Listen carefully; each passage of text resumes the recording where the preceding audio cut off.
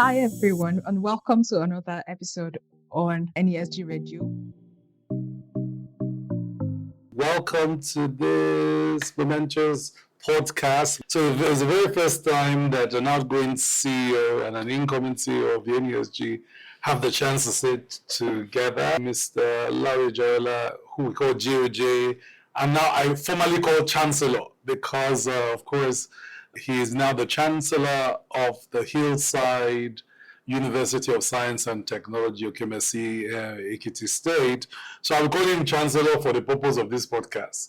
And I am CEO designate Tayo Aduloju, who is incoming CEO. We'll have some time to chat and kind of catch up, discuss the journey so far, the impact of the years. The Chancellor was CEO at the NESG, issues about shaping Nigeria and the NESG's agenda, and the very emotional occasion for me of the passing of the baton. But it was just good session for stock taking and to again glean from the wisdom of the Chancellor, JOJ, as he steps off this NESG assignment on a high point. Hi, everyone. So there's a chance to say a word of hello to everyone. And then hello, everyone. It's nice to be here sitting with Tayo and having this wonderful podcast, which I believe is not only unique for us at the NESG, but again, it's something that in governance, people will learn in transition and the purposes of handing over to the next generation. So I'm glad to be here. Great. So Chancellor, there was a big set of issues that led to you becoming CEO of NESG. We heard from looking at your documentary that there were big conversations on other things you wanted to do. You were just leaving Kakawa and banking, and you were going to start a consultant. Actually, you started a consultant firm, and somewhere between all that happened, somebody said, "Come and do this NESG thing." So tell us, how did that all happen? And then, of course, when looking back, do you regret doing this? Would you have still, would you have done something differently? Would you have stayed with coming to the NESG almost a decade later? Looking back, really, you don't come to these part of the conclusions that I always have, that there is no accident anywhere. There is, for me, my life is something that is on purpose. There's a way God works it out. So I was tired. I wasn't going to do banking again. I had spent over 30-something years in banking then. And I simply told my friend and said, let's just set up a consulting firm. The whole idea was, we had the big four directing and doing what they wanted. And our plan was, how do we build a small Nigerian consulting firm that will be impactful? And I know that people always do these things in silos. Why can't we come together? The plan was to pick and bring together brilliant people so that we can run it. Unfortunately, my friends are all on the board of the NESG, and we had this political season, and my predecessor was going to go into politics. And because we didn't plan it very well, he had to go and campaign, and we didn't want to leave the place open. I think on the board we had tried to have replacement, but unanimously, we didn't agree with the choices before us. And it was a matter of, I have to go. Are we going to leave NESG just the way it is? And the discussion went back and forth. And that was an era in Nigeria where people were doing supervisory ministers. So people left for politics, and you saw ministers being asked to supervise. And after some discussions, and it was clear that my predecessor was going to leave, and people came around and said, okay, you know what? At best, what I'm going to do is let me supervise NESG. My board chairman at Kakawa Discount House, who was on the board of NESG then, and he graciously agreed that, okay, you know what? Since you've almost rounded up at Kakawa and you've sold it, I'll allow you 2 days to come and see what happens at NESG, and then you supervise. I was clear. We agreed. You got a 6 month period and use this 6 months to look for a worthy successor to Frank. In order to make sure that they know that I'm serious, pro bono, no payments, nothing. I didn't know that I had entered into a coup-d'etat, that it didn't matter what I brought to the table. My colleagues and my bosses were not going to. It wasn't good enough. It wasn't that we didn't have people, to them it wasn't good enough. And look, J, I beg, come and do these things. And I thought my friends that were set together, together were going to come to my rescue. Once they were under pressure, they just buckled. And they said, Jai, go and do this. And I sat down and I reflected and I said, this is about you. But what you are being asked to come and do is about Nigeria. And in my life, my training is that if you had to choose something that's about you and it's about the greater good, what would you do? When I was brought up to always opt for the greater good. So, and I said I would take on NESG, and I took on NESG. Despite the challenges that we had, it then became clear to me that shortly after I had run it for the first 3 months, it was clear that if I was going to turn this around, this is the place to be. And looking back, if the whole thing is repeated again, I will still take the same decision. I thank God I took over NESG and I had the opportunity of giving the little that I could offer for NESG. And that's interesting. I think it almost speaks to a very similar culture of NESG of dragging people into work. Just like you dragged me into work. I was going to ask you and say, when I got to NESG, I knew capacity was. The most senior person to me was a senior associate. And it was clear that we needed to have people to come and work. And we didn't have the money. So I decided to go around people and say, come help us do this nation building work. And so you were one of those people I asked. And so just as I was dragged in, why did you follow me? Okay, so I was in consulting, and I don't know you remember, you didn't drag me into the secretariat at the NESG first. You first invited me to join the technical committee for the Nigerian Economic Summit. So I think it was Summit 2013, I think was the first summit.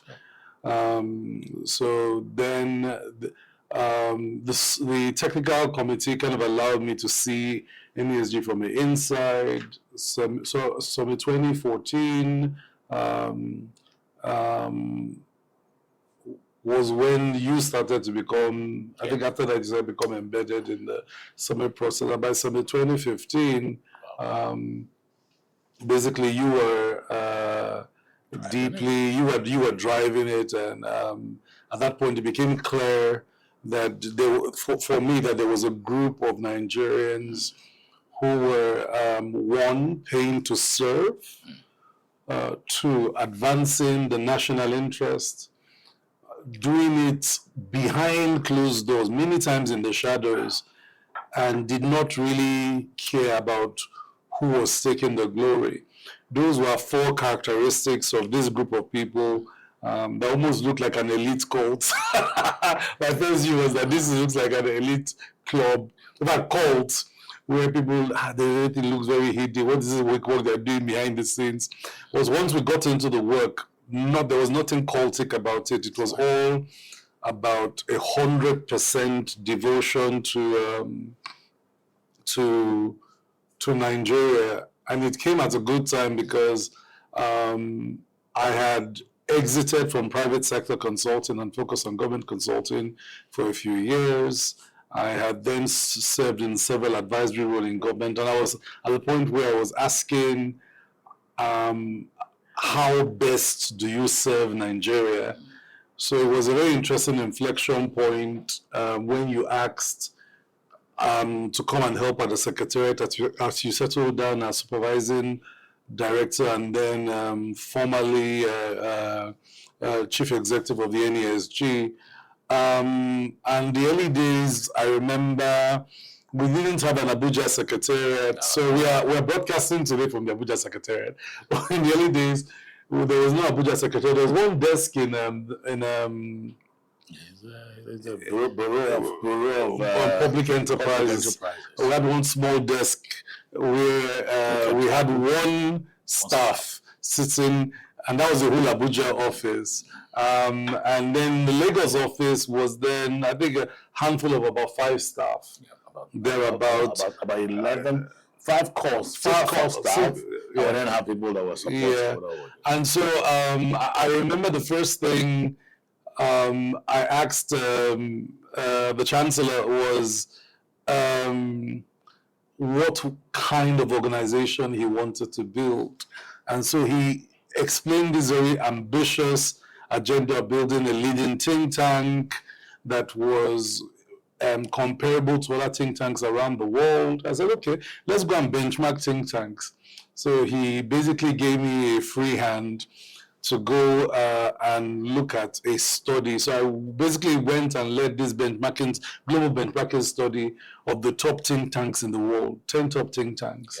Brookings, Chatham House, Rand Corporation, the Swedish Institute, the Carnegie Center, etc. We used the benchmark of these global think tanks at that time to ask what does it take, what is the criteria for being a global think tank, how do you do it? And so I brought the report back, and of course the gap between where the secretariat was and where global think tanks was a very light and day.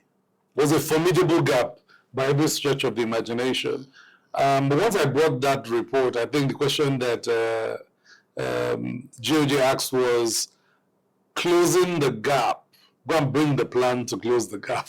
So that was tricky. So we interviewed all the staff, interviewed all the managers, interviewed all the volunteers.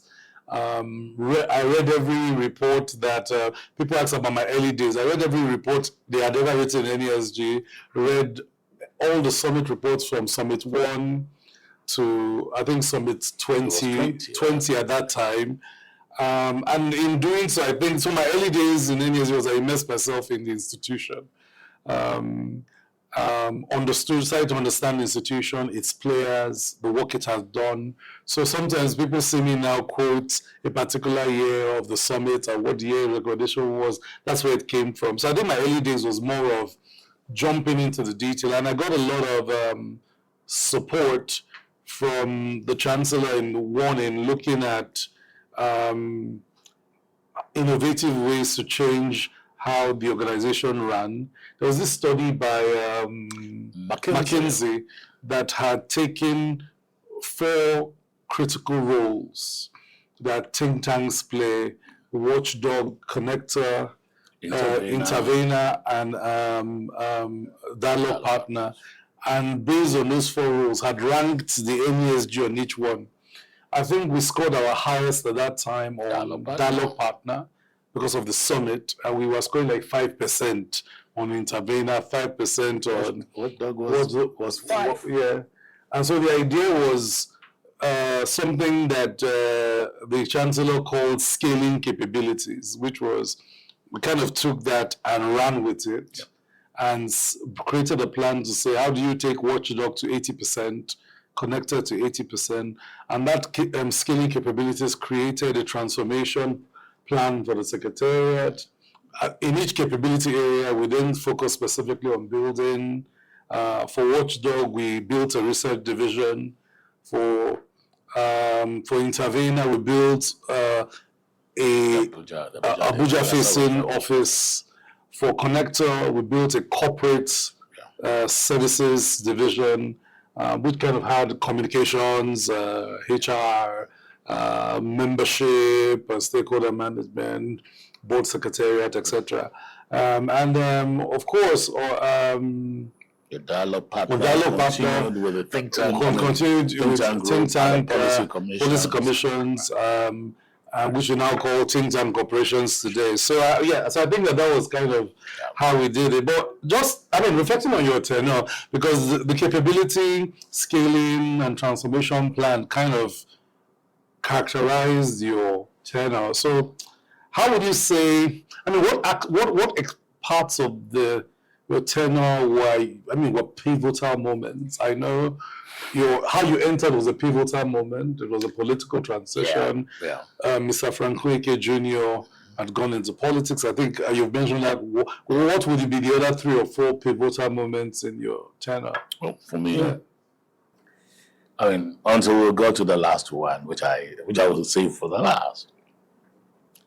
One of it was, first of all, my encounter with, again, to carry an institution that has been there for over 20 years when I joined them forward. It was important for you to understand the history. You read almost all the book, but I had to be meeting some of the living pioneer founding fathers. And I will not forget my discussion with the late Dikrima. And he said, Laoye, you are an advocacy group. Always ensure that no matter what happens, you are in the room. You are not an activist. And that, for me, changed a number of things about, as young people, you sometimes, I still call myself young comparatively. We wanted to do the Aluta work.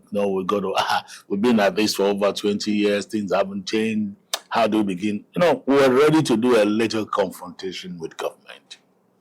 But that seemed to just, he gave me the understanding. And he said, listen, we're a platform that want to bring every Nigerians together and make them comfortable, regardless of the issue.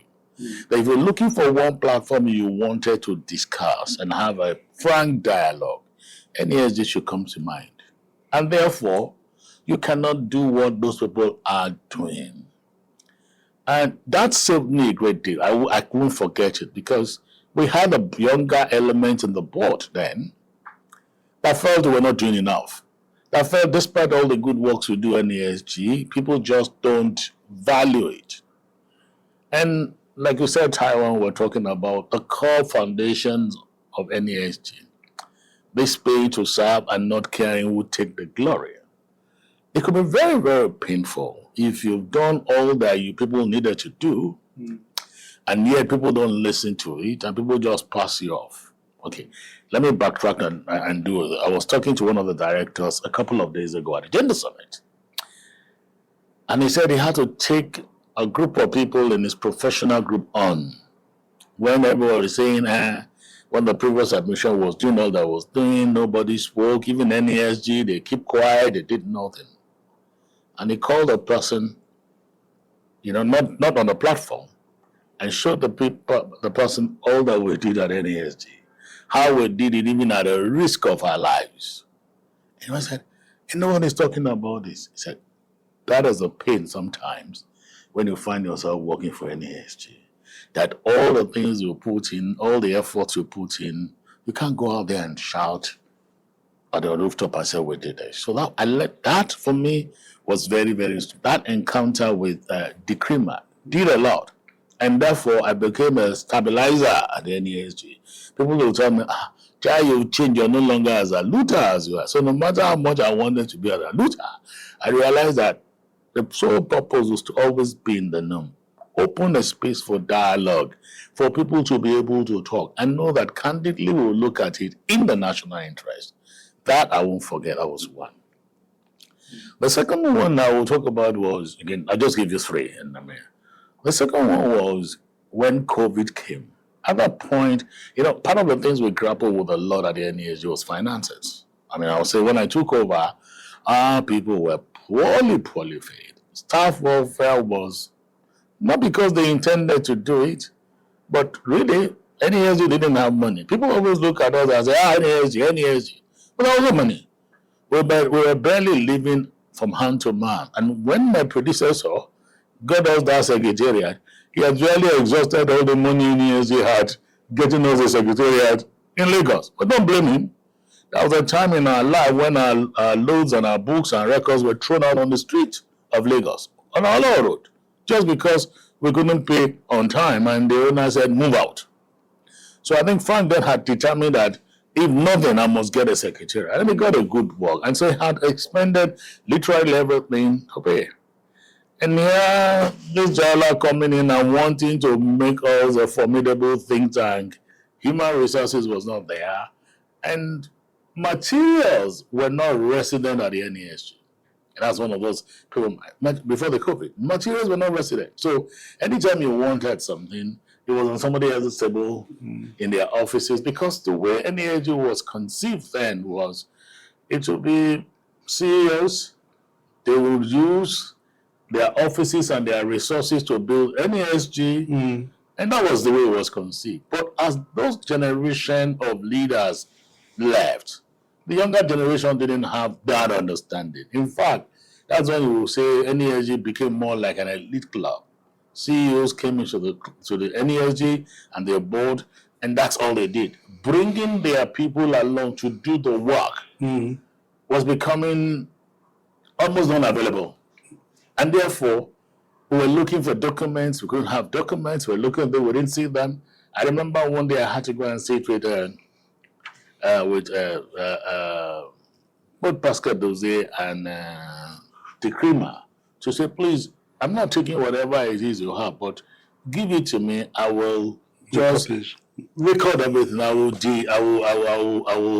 digitize it and have them on the system. So that forced us to do digitization of everything about NESG history. Thank God we have some of them leaving. And but back to what I was saying, what would you do with that money? So I knew I had to find money, and then COVID struck. And for me, it's pivotal because it gave us a room to be able to think how we can reinvent these processes. And then we move on to how do we digitize, how do you use telecoms, how we leverage. And that is one of the things that gladdens me today, that even in terms of organizing our policy commissions and because then you need to move everybody fiscally. But now we could do all of those things. And again, kudos to the comms team, how they came up with the NESG app, and which will compare with any app across the world today. It really helped our world, and it saved costs. And tremendously, we were able to do all our activities and all we were doing without necessarily being, and we saved costs. And I could pay more, the little resources I had, I could pay to staff welfare, staff development. And I was clear in my mind that I needed to get the right quality of staff in here. I mean, we knew we couldn't pay well at NESG, but we create an environment where people can grow and develop. I recall telling one of them, I said, before I leave, I will have 10 PhDs in this NESG. And I think we're almost clocking 10 if we don't have 10. Now, the third and the final one was, again, when the last administration, when after all the back channel discussions to say, look, we're not focused on where Nigeria should be. You recall the first encounter we had with this government the last government was 2015. And then we had gone to that summit with clear, tough choices that the nation needed to make.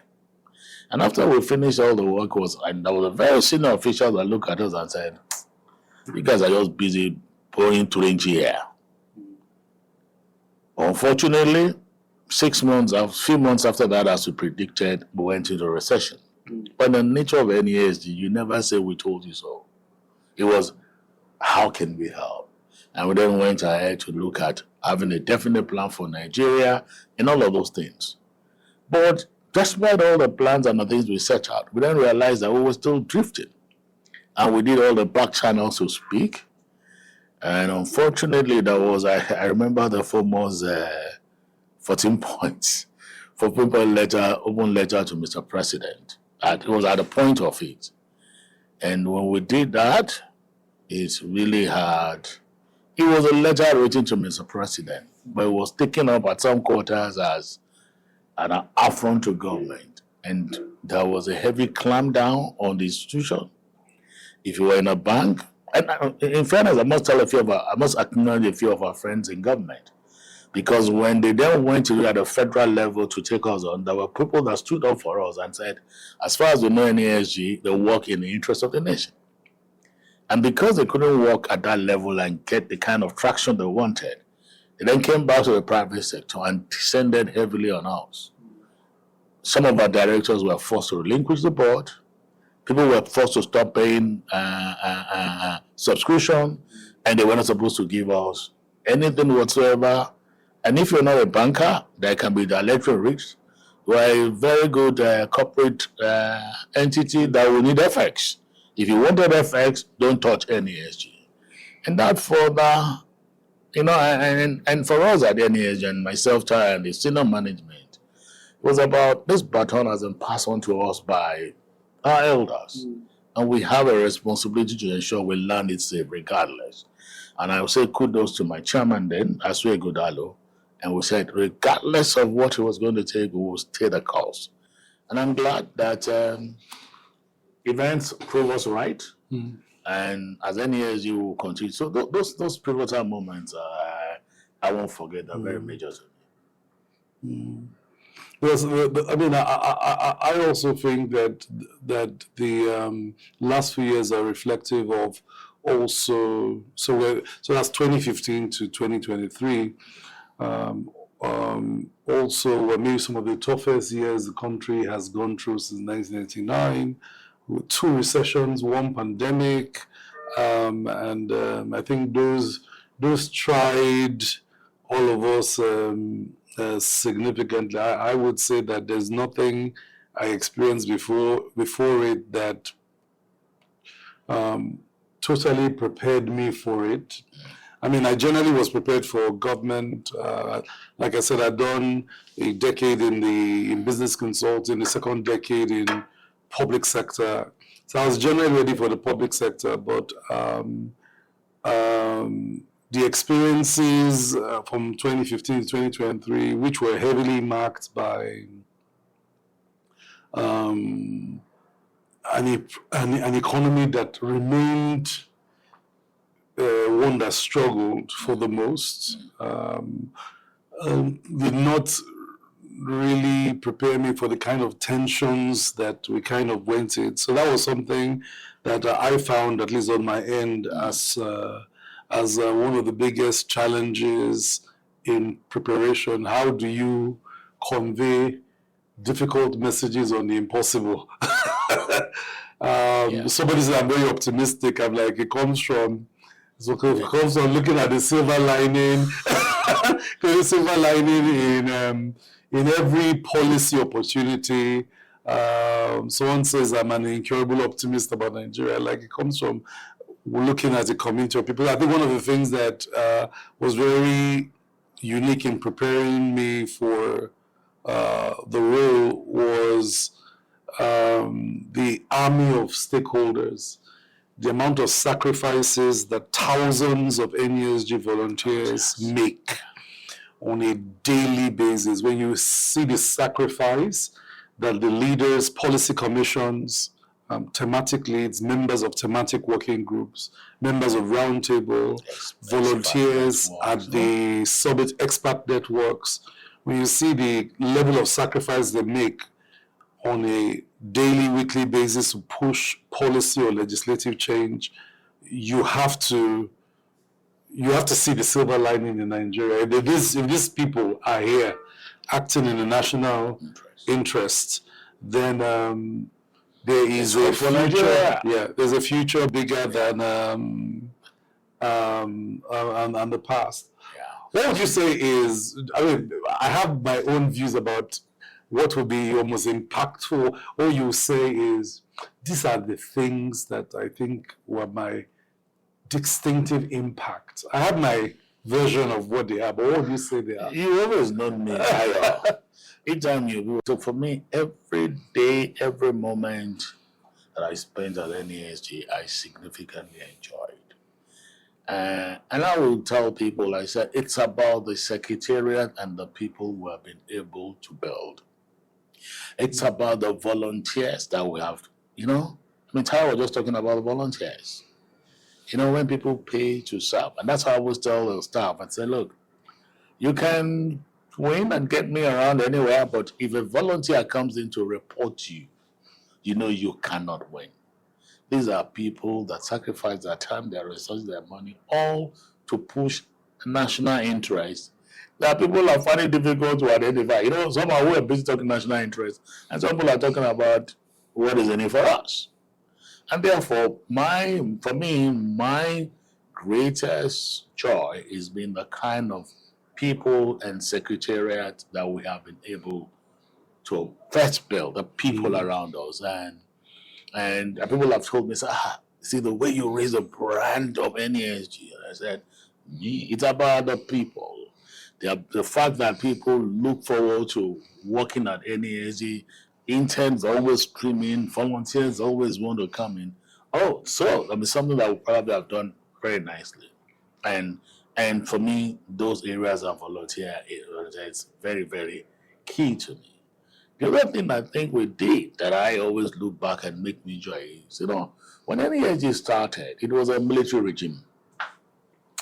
And all our interaction was with military. It was the easiest thing to do. You went into a room, the head of state agreed with you, you can convince the PAMSECs and co. The next day, a decree is written, it's become law. But all those changed when democracy set in. And they realized that there are many people that have levels of influence on the act outside of sin. So it wasn't a matter of research and think tank, deep thinking again. How do you engage these people? And for many years at NESG, our engagement was only at the federal level. And one of the greatest joys when we began to engage at the legislature. And I think before we set up NASPA, there was a full discussion we had at the preceding summit about, look, we should engage the legislature. And whilst we were looking for an opportunity, the Senate under the Right Honorable Her Excellency Bukola Saraki, too, was thinking about how do we engage the private sector. So it was a kind of a meeting that worked. And the fact that we can reach out to NASPA, which has now metamorphosed into a national center, because we have not only gotten to reaching out to the legislature at the federal level, now we reach out to legislatures around the nation, the entire nation. We've set up meetings with Governors Forum, we set up meetings with Judiciary, and that is put together. And the fact that we can deal across, for me, is something I count very, very major. And one other thing, again, that gladdens my heart is the fact that, I've always said, look at the founding fathers. And during my tenure as CEO, three of the founding fathers actually went home to rest. I said, how do we create a generation of young people that can take this baton off you and run with it? So deliberately we went on to setting up the next generation. And when I look around NESG, when I look around the young people around, it gives me joy. That for me. But circle back, the fact that we built that, because look, you're doing dialogue, you are interfacing people, and people can ask you on what basis. And since part of the work of any reasonable think tank is that evidence should drive your interaction, you need to have your own evidence. And that we'll be able to set up a research arm of NESG and reaching beyond even resident researchers and having a community of economists and scholars, all of them contributing, for me, was very major. And that's why we begin to see our footprints around all research areas across the various sectors and levels of government. For me, we haven't got to where I want us to be. And that's the joy I have that, Tayo is taking over this job and driving it at a much more higher level. So So that those for me for me the high moments I think we've had, and and the joy I have is the fact that you have been part of it, and and I tell people, transition, leadership building is not something you live accidentally. You must be very deliberate at it. I recalled how I then built a team of fellows around me. I'm not sure we had fellows at NESG when I took over. Or if we had it, it had been. Yeah. But it was my way of saying, there are a bundle of experts all over the place. People expect you to speak, with authority to issues, and you don't know all. So I then said, how could we have fellows at the NESG? And the first step was to bring a body of people together, and I always thank some of them have become my board members now. They used to send me around, but it didn't matter to me. They call themselves CEO boys, but we know who the boy is. Because once they read an issue and say, CEO must do this, you must get it, you must get at it. And when the man has given you direction, I said, what you must do? I said, no, well, let's do it together. And so having Lanre Akimbo, who is now on the board, Nana Ude, who is now on the board, and Tayo himself now taking over as CEO, and having Linda Queno, who then used to be a partner at Accenture. She's gone on to head a big appointment.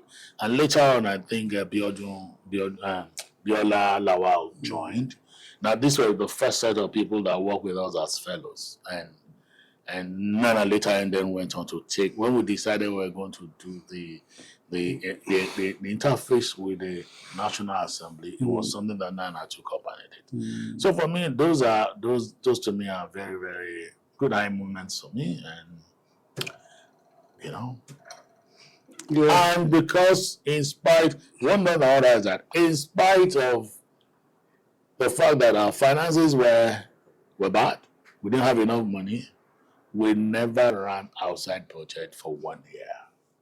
The ability to manage ourselves and stay within the cost all through the year, and the fact that my staff will know that when they come to work, at the end of the month, their salary will be paid, and whatever it is we need to set up a good office and environment was going to be available. For me, those are high moments that,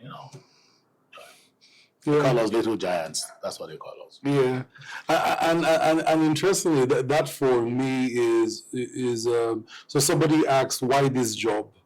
Why, of all the jobs you could have taken, why take this job? And I say, look, it's because the NESG has certain institutional strengths, a lot of which required, you as my predecessor, and your predecessors to build, to bring it to where it is. I also, one key strength is that there is no other institution that could lay claim to an unbroken national public-private dialogue on economic reform. That's right. That has now lasted 30 years. That's right. So that's one strength of the NESG that is not only institutionally formidable, it's inspiring to come and contribute to that conversation. So let me just add to what you just said. The fact that we then have an advisory board, array of these very eminent senior people available to just be called in, and they're willing to run the work as if it's now. And sometimes I look at, so I can call these big men and they will listen. They always listen. Yeah, sorry, back to this. And I was going to come to that. The second thing is that we have a true sense of dynasty, yes, reform dynasty, where the founding fathers, living and dead, continue to inspire the NESG. So the second strength, which thanks to the Chancellor, we built and institutionalized, was I kept asking, if my kids came to work at the NESG in the future, how would they listen to Dick Kremer? How would they remember what Pascal Dozier said? How will they be inspired by the words of Eneshonenko?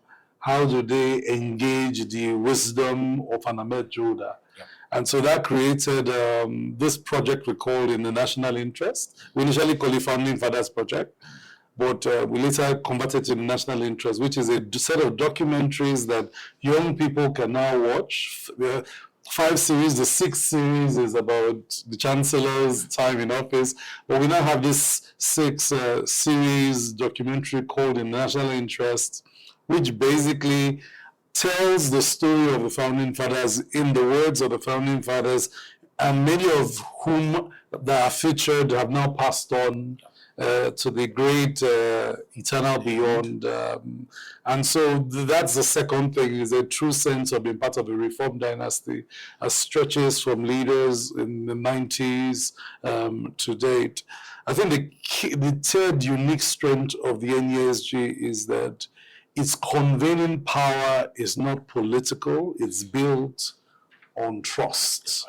It's built on the fact that citizens and national stakeholders recognize that we have convened not in our interests, not in the business interests, not in the government's interests, not in a political person's interests, but in the collective national interest. And that's one thing that is unique to us. Somebody says, you got business people. Business interests you're pushing. I say, no, we're not pushing business interests. Sometimes business interests and the national interest clash. When it clashes, we will go with the national interest and not the business interest. And I think that's a unique strength we take into the future. We also have a unique strength of now having a very young secretariat. In terms of demographic, a more balanced secretariat in terms of the number of females that are in leadership, management, and executive positions, and allow us to, and I think we are more geopolitically balanced as an institution. We have employees from every geopolitical zone, and that gives us a unique view and perspective to things, but also we built a more robust set of institutional partnerships with international NGOs, partners like Bill and Melinda Gates Foundation, the United Nations, specific agencies like UNICEF, in the top international NGOs, MacArthur Foundation, Ford Foundation, etc. Alongside OSIWA and other partners, Luminate, Continue, and the Alliance for Green Revolution for Africa, USAID, FCDO, and so the list of our institutional alliances continues to be very, very strong. Also, partnerships with the leading think tanks around the world, Chatham House, Brookings Institution. In Africa, the African Economic Research Consortium. These strengths speak of an institution that is not just strong today, but as we go into the future, can truly live up to its vision of being Africa's leading private sector-led think tank that promotes the global competitiveness, the inclusion, the sustainability, and the openness of the Nigerian economy. So it's something I'm very, I'm excited, I'm humbled, I'm thankful to the Chancellor for the privilege of being mentored and coached by him and being taught by him. You know, I people ask me, what is it you remember by him? It's like keeping your cool. You know, keeping your cool when the whole country is on fire. You know, just knowing how to keep your cool is something that I have learned from him. Yeah, you know, I think I remember this last summer we had, and one of the vice chairs was just, in sense, I said, don't worry. It will turn out fine. And then he came about and said, I said, we've learned that from the founding fathers. And no, there is strength sometimes in just being calm and, you know, don't jump into the murky waters, because at that point in time, you may have taken positions you shouldn't have taken. But how do you then look at it and say, so which way forward? And that's one of the things I want to throw at you and say, good, enough of how far we've gone. I've passed the baton, I'm gone, guys. Regardless of whatever the NESG people think about, I am gone. The Chancellor I want to go and do my Chancellor work. The Chancellor is going to face his university. I'm facing my universities, I'm raising the next generation. And I was telling someone, and I said, the beauty of education is how do you solve problems. Why? And I know that we haven't done that sufficiently. So I want to take up some of those challenges and say, how do you solve problems? But again, I am doing this and I'm working out of here because I'm so sure that, look, I'm handing over NESG to a team of people that will do a lot better than what we have done. A lot better. And Tayo, we've had the discussions, and I know you have all it takes to take NESG to a greater level. Thank you. One of the things that, we at the board did ask is, look, I know some of our partners have said, this is unique to Nigeria. How do you spread this to across the continent? I recall my discussion with one of the think tanks in North Africa, and they saw the way we engage government, and they said, you guys can speak truth to power. We can try it. And I said to them, I said, you just have to make yourself credible enough and do the work.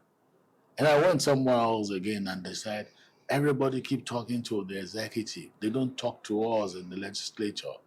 And I brandished my NASBA, and I said, we have engagement. And said, please come over and talk to us. So the challenge is a lot. You can do it. We need to not only focus on Nigeria, but if you look at our logo, it's looking into Africa from outside Nigeria. And that is a challenge. So, but probably maybe want to share with our listeners and go, what's your vision for the next level NESG? That's an interesting question. The vision of NESG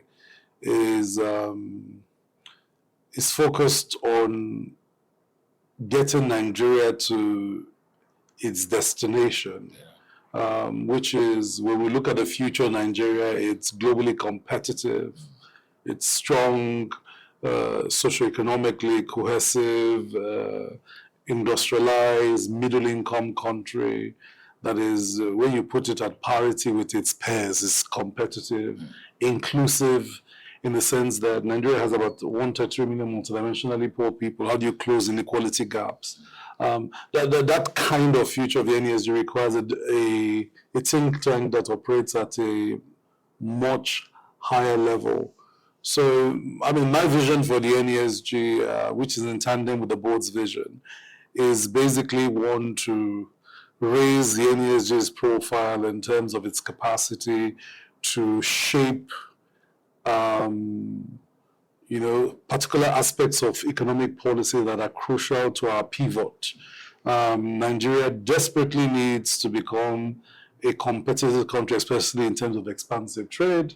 So one of the big priorities on my mind is the question of how do you support Nigeria in tangible ways in terms of policy, legislation, regulation, and interventions to pursue that expansion of trade, especially non-oil trade. Nigeria has a huge demographic bulge that has not translated into demographic dividend, especially because we cannot find jobs.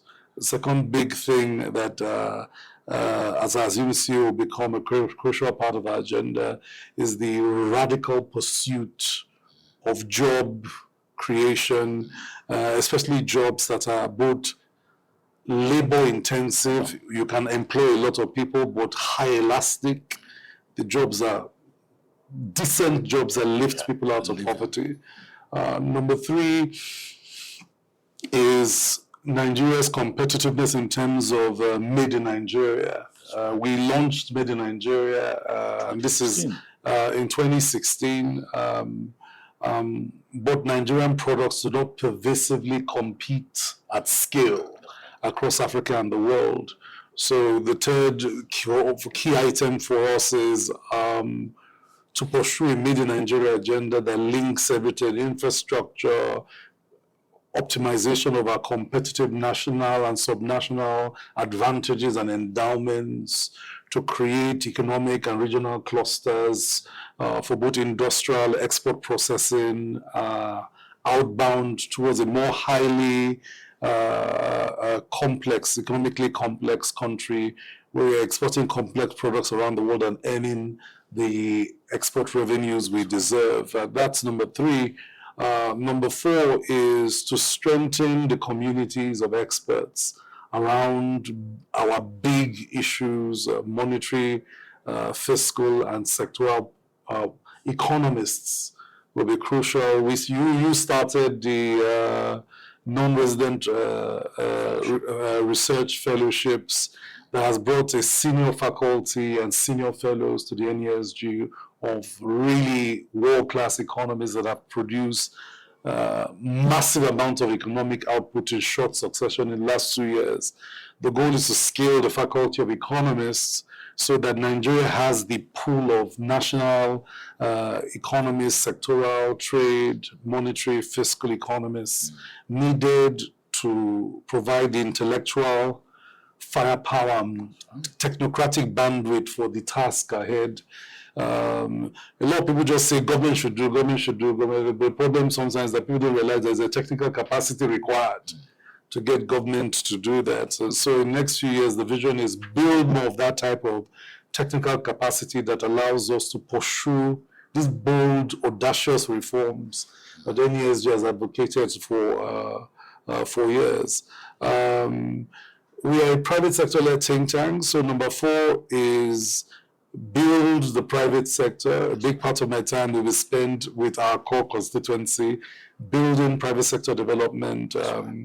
The countries that have done well, Asian tigers, countries that we call the Asian miracle, Indonesia, Malaysia, China, etc., have had a big part of business consensus on national competitive advantage development. And so a big part of my agenda, next few years is to build the kind of that type of business consensus that allows national transformation to become possible.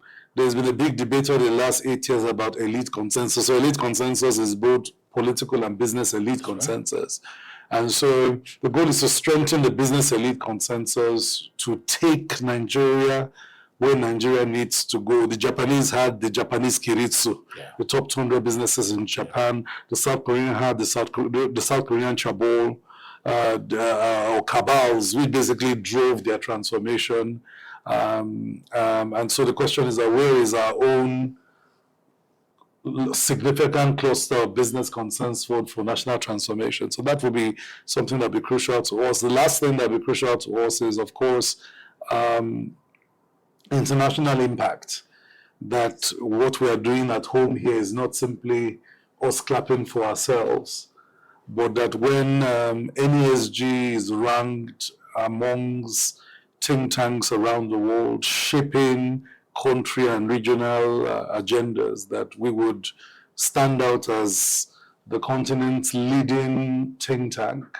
And so we have a big set of ambitions for shaping global agendas that impact Nigeria in ECOWAS, in the African Union, in the United Nations as the years go by, and an expansion of our partnerships to do that. You said something about the last your time in office, that we ran almost 100% budget performance.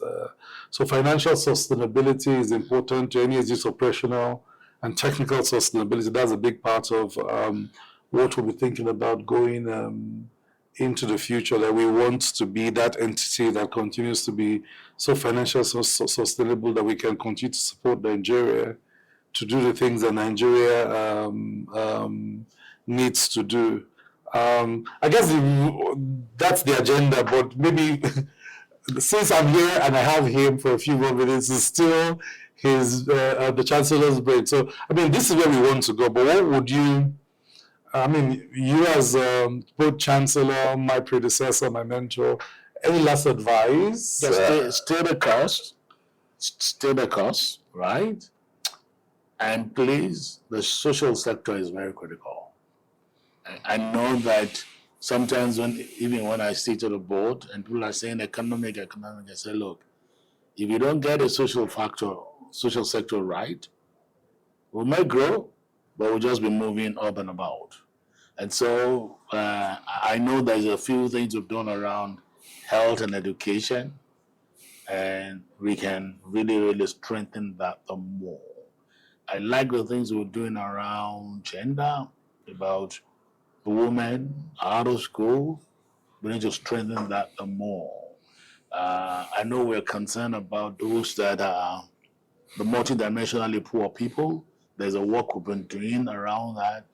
Let's not leave those work because, like you did say, unless we create jobs that is that give living wage, that make people happy, we will have the demographics, we'll have a large number of consumers, but they will not be effective consumers. And therefore, the advantages we're looking for we won't get. So don't be allowed to be drawn in this, oh, purely economic matter, macroeconomic. Sometimes I sit in the room with a few of my, they're talking about what is FX, what is interest rate, what is, and I say, I like that, they're important. If there's no stability, nothing works. But I'm interested in what happened to in the social factor, social sector, which is why I realize that as I leave this job, I'm paying significant attention to what happened in the social sector. I mean, I was reading something just yesterday that said in the last couple of 1 or 2 years, we've lost over 7,000 pharmacists. The number of doctors and co have gone. It was sad. There was something that was going on in social media, even just not a day or two, that talked about how many wards that Luth had shut down simply because there are no doctors. So we need to pay attention to this. They are people might not see them as a direct economic work, but you know what? If your human resources are not healthy and not strong enough, they can't work optimally. So that is one thing I will tell you that please put it in the front burner. I know a lot of work that you've done around that. Please let's put it in the front burner. But stay the course. Please continue to strengthen the secretariat. And if there's anybody that, don't be afraid to fire, right? Don't be afraid to fire. If people will not, we just move them away because, like I tell people, we're a team, and you are as strong as your weakest link. And if there's anyone that is not carrying, so just thank them and say, you know what, maybe you go elsewhere. For this, we need this kind of togetherness and teamwork to build it forward.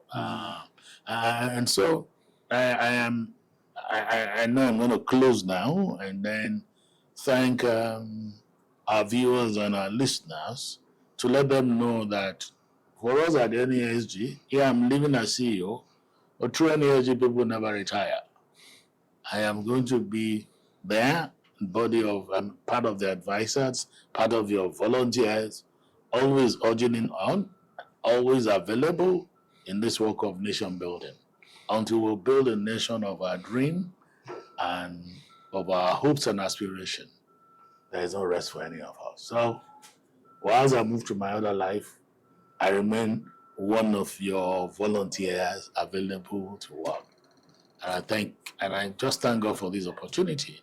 And I'm glad that the transition we did, at NESG is something that corporate Nigeria and the entire Nigeria system should learn.